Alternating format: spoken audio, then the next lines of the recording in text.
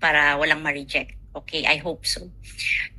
So I'd like to discuss a little bit on the footnotes.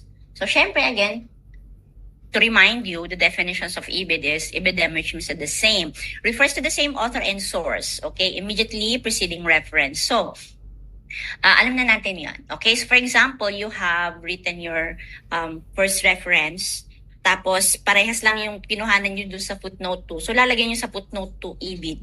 Okay? So, in opposite naman, it's for the work cited, which means you could be on the same page, may isa pang reference. So, pag meron kayong dalawang reference sa isang page, you're gonna use opposite for the second one. Okay? Hindi puro ibid lahat. Got it?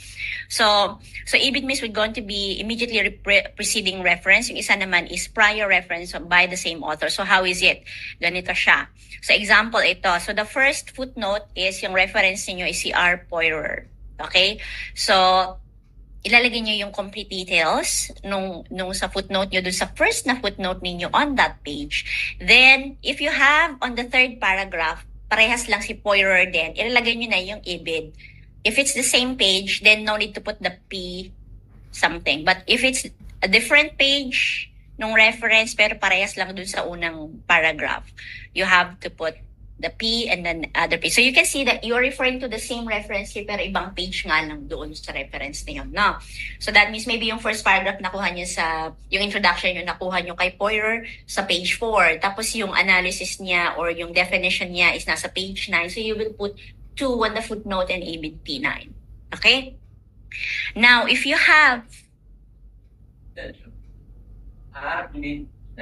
page 9, kasi yung definition nyo, di ba, halimbawa meron siyang definition, hindi nyo nalagyan ng ibid na may page kung parehas lang na page. Pero kung nasa ibang page yon, then you have to put and indicate the page. Okay? Pero ako may page, kailangan page to 154 to 59 kung ayun yung in-last ng customer. Okay lang, walang problema. But if you are like trying to make a footnote of a definition, syempre, yun lang definition niya yung ano niyo. So you can make an improvement with that.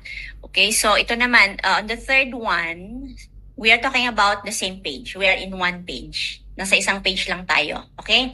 Let's say on your third or fourth paragraph, meron kayong isa pang author, that is Eliot. Okay, so you have given also all the details of that citation. Then, meron ka na naman isa on the fourth paragraph, for example. So, say builder. Then, you're going to now use opposite.